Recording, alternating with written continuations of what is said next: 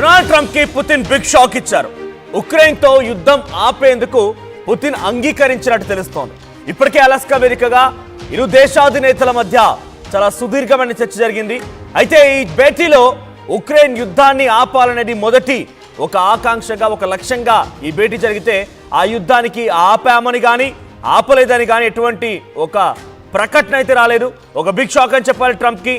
Trump బలవంతంగా పుతిన్ని భయపెట్టి, పుతిన్ని బెదిరించి, ఒక రకంగా చెప్పాలంటే ఇరకాటంలో పెట్టి వస్తావా అని రిక్వెస్ట్ కూడా చేసి ఏదో నయానో భయానో మొత్తం మీద అలాస్కాకి అయితే పిలిపించుకోగలిగాడు. అలాస్కా వేదికగా ఇరు దేశాధినేతల మధ్య భేటీ అయితే జరిగింది. కానీ అంత ఫ్రూట్ఫుల్ డిస్కషన్ అయితే కాదు అన్నట్టు తెలుస్తోంది. సుమారుగా 2 గంటల 45 నిమిషాల పాటుగా ఈ చర్చలు కొనసాగితే భేటీ తర్వాత కేవలం పుతిన్ 8 నిమిషాలు మాట్లాడి వెళ్ళిపోయారు. ప్రసంగాన్ని అటు ట్రంప్ కూడా ముగించేశారు 3 నిమిషాల్లోనే. సమావేశంలో ట్రంప్ ముందు పలు డిమాండ్లు ఉంచినట్టు తెలుస్తోంది పుతిన్. దీంతో జెలెన్స్కీ యూరోపియన్ నేతలతో మాట్లాడతానన్నాడు ట్రంప్.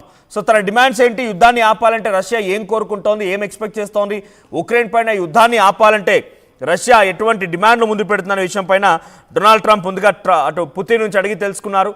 ఈ విషయాలంటే కూడా నేను నాటో దేశాల ముందు, యూరోపియన్ దేశాల ముందు, ఆ తర్వాత ఉక్రెయిన్ ముందు ఉంచుతాను, జెలెన్స్కీకి వివరిస్తాను, ఆ తర్వాత ఓ కొలిక్కి వద్దామన్న రకంగా మాట్లాడుకున్నారట. సో మరోసారి మాస్కో వేదికగా కలుద్దామని చెప్పి షేక్ హ్యాండ్ ఇచ్చి అక్కడి నుంచి గుడ్ బై చెప్పి వెళ్ళిపోయారు పుతిన్. సో ఏం డిమాండ్లు ఏమై ఉండొచ్చని మనం కొంత విశ్లేషిస్తే కనుక, ముందుగా సోవియట్ యూనియన్లో ఉన్నటువంటి ఒక భాగమే ఉక్రెయిన్ ఇప్పుడు ప్రత్యేక దేశంగా మాట్లాడుకుంటున్నాం. కానీ ఒకప్పుడు సోవియట్ యూనియన్ ఉన్నటువంటి దేశమే ఉక్రెయిన్. సో అంతర్గతంగా ఆ 2 దేశాలకి, సోవియట్ యూనియన్ అండ్ రష్యాకి మధ్య, ఉక్రెయిన్ రష్యాకి మధ్య యుద్ధం జరిగిన తర్వాతే అది యుక్రెయిన్ రష్యాగా విడిపోయాయి. ఇంకొన్ని 1-2 చిన్న చిత్తగా దేశాలు కూడా ఉన్నాయి సోవియట్ యూనియన్లో. సో ఈ నేపథ్యంలో ఇప్పుడు ఉక్రెయిన్ రష్యా మధ్య ప్రధానంగా వార్ గల కారణం ఏంటంటే ఉక్రెయిన్ నాటో దేశాల్లో కలుస్తానంటోంది. నార్త్ అట్లాంటిక్ ట్రిటీ ఆర్గనైజేషన్లో కలుస్తానని చెప్తోంది. యూరోపియన్ నేషన్స్ జత కడతాను, బ్రిటన్తో వీటితో కలిసి ఉంటానని చెప్తోంది, తన సమీప దేశం వాటితో.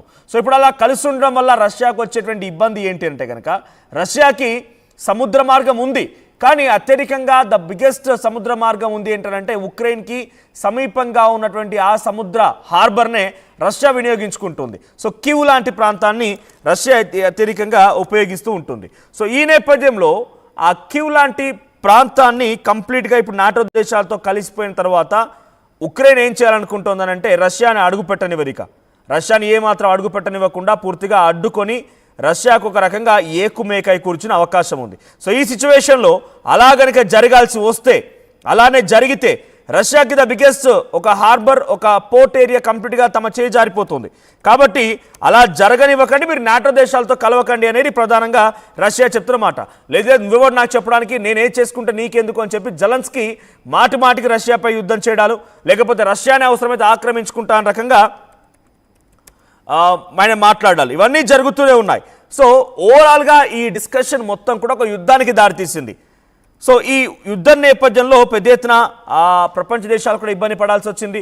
ఇప్పుడు ఉక్రెయిన్కి అమెరికా సపోర్ట్ దొరికింది. అమెరికా సపోర్ట్ ఎందుకు దొరికింది ఉక్రెయిన్ కంటే కనుక, ఉక్రెయిన్ యుద్ధం నేపథ్యంలో చాలా ఆర్థిక వనరులు కోల్పోయింది. కనీసం వారికి ఒక రకంగా చెప్పాలంటే అక్కడ ప్రభుత్వాన్ని నడిపించేటువంటి అవకాశం కూడా లేదు. సో ఆ అవకాశం లేనటువంటి సిచ్యువేషన్లో ఒక్కసారిగా డొనాల్డ్ ట్రంప్ ఏం చేశారంటే ఆ అవకాశాన్ని, ఆ ఉక్రెయిన్ ఉన్నటువంటి ఆ దీన పరిస్థితిని, దౌర్భాగ్యమైన పరిస్థితిని చేజిక్కించుకొని అక్కడ ఉన్న మినరల్స్ మొత్తాన్ని మేము ఎక్స్కవేట్ చేస్తాం, మేము వాటిని బయటికి తీసుకొస్తాం, తీసుకొచ్చినటువంటి ఆ మినరల్స్ని అమ్ముకొని చెరసగంగా తీసుకుందాం. ఆ రకంగా ఉక్రెయిన్ అధ్యక్షుడు జెలెన్స్కీతో ట్రంప్ ఒప్పందాన్ని కుదుర్చుకున్నాడు. ఈ ఒప్పందం కాస్త ఏం చేసిందంటే ఉక్రెయిన్కి అమెరికాని మరింత దగ్గర చేసింది. సో రష్యా ఉక్రెయిన్ వార్లో ఇప్పుడు ట్రంప్ ఉక్రెయిన్ వైపుగా నిలబడుతూ రష్యాతో సంప్రదింపులు జరుపుతున్న సిచ్యువేషన్ చూస్తున్నాం. ఒకసారి మరింతగా అసలు ఏం జరిగింది, ఎవరి డిమాండ్స్ ఎలా ఉన్నాయని చెప్పే ముందు ట్రంప్ ఏం మాట్లాడారో చూద్దాం. Well, thank you very much, Mr. President. That was very profound, and I will say that I believe we had a very productive meeting. There were many points that we agreed on. Most of them, I would say, a couple of big ones that we haven't quite gotten there, but we've made some headway. So there's no deal until there's a deal. I will call up NATO in a little while. I will call up the various people that I think are appropriate, and I'll of course call up President Zelensky and tell him about today's meeting. It's ultimately up to them. They're going to have to agree with what Marco and Steve and some of the great people from the Trump administration who've come here, Scott and John Ratcliffe. Thank you very much. But we have some of our really great leaders. They've been doing a phenomenal job. We also have some tremendous Russian business representatives here. And I think, everybody wants to deal with us. We've become the hottest country anywhere in the world in a very short period of time. And we look forward to that. We look forward to dealing. We're going to try and get this over with. We really made some great progress today. I've always had a fantastic relationship with President Putin, with Vladimir. We had many tough meetings, good meetings. We were interfered with by the Russia hoax. That made it a little bit tougher to deal with, but he understood it. I think he's probably seen things like that during the course of his career. He's seen it all, but we had to put up with the Russia hoax. He knew it was a hoax and I knew it was a hoax, but what was done was very criminal, but it made it harder for us to deal as a country in terms of the business and all of the things that we'd like to have dealt with. But we'll have a good chance when this is over. So just to put it very quickly, I'm going to start making a few phone calls and tell them what happened. But we had an extremely productive meeting and many points were agreed to.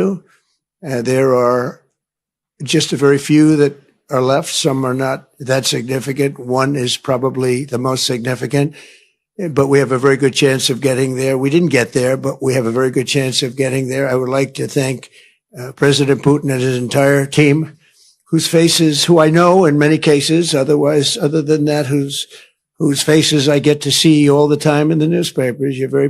You're almost as famous as the boss, but especially this one right over here. But we had some good meetings over the years, right? Good productive meetings over the years. And we hope to have that in the future. But let's do the most productive one right now. We're going to stop really 5, 6, 7,000, thousands of people a week from being killed. And President Putin wants to see that as much as I do. So, again, Mr. President, I'd like to thank you very much. And we'll speak to you very soon and probably see you again very soon. Thank you very much, Vladimir. Next time in Moscow. Oh, that's an interesting one. I don't know. I'll get a little heat on that one, but I could see it possibly happening. Thank you very much, Vladimir. And thank you all. Thank you. Thank you. So 3 నిమిషాల పాటుగా Trump మాట్లాడి ఇద్దరి మధ్య చాలా సుదీర్ఘమైన చర్చలు జరిగాయి. ఇరు దేశాల మధ్య సత్సంబంధాల విషయంలో కూడా మాట్లాడుకున్నాం. వార్కి సంబంధించిన అంశాల గురించి కూడా మాట్లాడుకున్నాం. కొన్ని డిమాండ్స్ ఉన్నాయి, ఆ డిమాండ్స్ని పరిష్కరిస్తాం అన్నీ కూడా చెప్పేటువంటి ప్రయత్నం చేసిన తర్వాత ఎప్పుడు మనం కొలిక్కొద్దామని చెప్పి ట్రంప్ అడిగితే నెక్స్ట్ టైం ఇన్ మాస్కో, అంటే రష్యా రాజధాని మాస్కోలో మళ్ళీ కలుద్దామని చెప్పి పుతిన్ సైలెంట్గా నవ్వుతూ చిన్న స్మైల్ ఇస్తూ వెళ్ళిపోయాడు. ఇప్పుడు మళ్ళీ నేను డీటెయిల్స్లోకి వస్తున్నా. అసలు యుద్ధానికి సంబంధించి మనం మాట్లాడుకుంటే కనుక ప్రస్తుతానికి పుతిన్ పెట్టిన డిమాండ్స్ ఏంటి? అయితే పుతిన్ డిమాండ్స్ కారణంగానే ఈరోజు ఈ యుద్ధానికి సంబంధించి కొలిక్కి రాకుండా మళ్ళీ డిస్కషన్ పెట్టాల్సిన పరిస్థితి వచ్చింది. సో పుతిన్ ఏం డిమాండ్స్ పెట్టారు, ఎటువంటి డిమాండ్స్ ఉన్నాయంటే కనుక, సో ఆ డిమాండ్స్లో ప్రధానమైనది కొన్ని ఆల్రెడీ ఉక్రెయిన్ తమకు సంబంధించినటువంటి సైన్యాన్ని కొన్ని ప్రాంతాల్లో మోహరించి ఉంచింది. అవి ఏంటంటే డొంటెస్క్, లుహాన్స్క్, కేర్సన్ అండ్ జప్రోన్జియా. ఈ ప్రాంతాలు రష్యాలోని ఆ border, Russia and Ukraine border sharing ప్రాంతాల్లో ఇక్కడ ఉక్రెయిన్ తమ సైన్యాన్ని మోహరించి ఉంచింది. సో ఆ సైన్యాన్ని ముందుగా విత్డ్రా చేసుకోవాలనేది పుతిన్ డిమాండ్గా ఉందట. ఆ తర్వాత అన్రికగ్నైజ్డ్ మిలిటరీ అండ్ కొంతమంది ఉగ్రవాద స్థావరాలు కూడా అక్కడ ఏర్పాటు చేసుకున్నారట. వాటిని విత్డ్రా చేసుకోవాలని చెప్పి పుతిన్ అడిగారు. At the same time North Atlantic Treaty Organization NATO దేశాల్లో కలుస్తానని చెప్పడము, లేదంటే నేను న్యూట్రల్గా ఉంటానని చెప్పడము, నాన్ అలైన్డ్ స్టేటస్గా ఉంటానని చెప్పడము, ఇవన్నీ పొరపాటు. వాటి నుంచి వెంటనే ఉక్రెయిన్ విత్డ్రా చేసుకోవాలి. ఆ తర్వాత international recognition of Crimea as a sovereign part of Russian federation. So Russian federation ఒకప్పుడు సోవియట్ యూనియన్లో వన్ ఆఫ్ ది భాగస్వామిగా మేమన్నిటి కూడా మళ్ళంతా యూనియన్గానే ఉందాం, అంటే కలిసి ఒక దేశంగా ఉండకపోయినా కూడా we should express our unity అనే రకంగా ఉంటామనే రకంగా యుక్రెయిన్ ప్రయత్నించాలి. So ensure the rights of Russian speaking citizens in Ukraine. అక్కడ రష్యన్ స్పీకింగ్ సిటిజన్స్ ఎవరైతే ఉక్రెయిన్లో ఉన్నారో వారి యొక్క యోగక్షేమాలను కూడా, వారికి సంబంధించిన సంక్షేమాన్ని కూడా, వారికి సంబంధించిన రక్షణను కూడా పరిగణలోకి తీసుకోవాలి జెలెన్స్కీ అని చెప్పి ఒక కండిషన్ కూడా పుతిన్ పెట్టినట్టు తెలుస్తోంది. ఇంకా చాలా ఉన్నాయి. దాంట్లో ప్రధానమైనటువంటి యుద్ధానికి గల కారణమైనటువంటి టెరిటోరియల్ డిస్ప్యూట్స్ని కంప్లీట్గా కొలాప్స్ చేసుకోవాలి. Valuable resources oil and natural gas, water, minerals పైన కూడా తమకు సైతం అంటే ఆ ఏరియాలో ఎక్కడైతే ఆ భూభాగాలు ఇందాక నేను చెప్పినటువంటి ఆ బార్డర్ షేరింగ్ ఏరియాస్లో కొన్ని స్టేట్స్ ఉన్నాయో, కొన్ని సిటీస్ ఉన్నాయో, ఆ సిటీస్లో మాకే మేజర్ షేర్ ఉండాలని చెప్పేటువంటి మాట కానివ్వండి, ఐడియాలజికల్ అండ్ పొలిటికల్ డిఫరెన్సెస్ ఆ విషయంలో, రిలీజియస్ కాన్ఫ్లిక్ట్స్ విషయంలో, పవర్ సెక్యూరిటీ అండ్ అలయన్సెస్ ఈ విషయాల్లో కూడా మాకు తగ్గట్టుగా ఉంటేనే మేము ఈ యుద్ధం నుంచి వెనక్కి తగ్గుతాం, లేదు కాదు కూడదనుకొని మాకు ఇంకా రెచ్చగొట్టే విధంగా జెలెన్స్కీ ప్రయత్నం చేస్తే అన్నిటినీ ఒక రకంగా తోడకలు తీస్తామన్న రకంగా పుతిన్ మాట్లాడుకొచ్చారట. సో పుతిన్కి ట్రంప్కి మధ్య సుమారుగా 2 గంటల 45 నిమిషాల పాటుగా వార్కి సంబంధించిన అంశాలపై చర్చ జరిగింది. ఉక్రెయిన్ సంబంధించినటువంటి ఆ యుద్ధాన్ని ఆపుతావా అనే రకంగా చివరిగా అడిగితే మళ్ళీ మాస్కోలో కలుసుకొని మాట్లాడుకుందామని చెప్పుకొచ్చారట. మరి ప్రస్తుతానికి పుతిన్ డిమాండ్స్ మాత్రమే పెట్టారు. పుతిన్ అంగీకరించాలి అంటే ట్రంప్ మళ్ళీ నాటో దేశాలతో అటు జెలెన్స్కీతో మాట్లాడి మళ్ళీ పుతిన్ దగ్గరికి వెళ్ళి మాస్కోలో కలిస్తే ఈ అంశం కొలికొచ్చే అవకాశం ఉంది. అంటే అన్లెస్ ఇప్పటి వరకు అయితే యుద్ధం అయితే ఆగలేదు.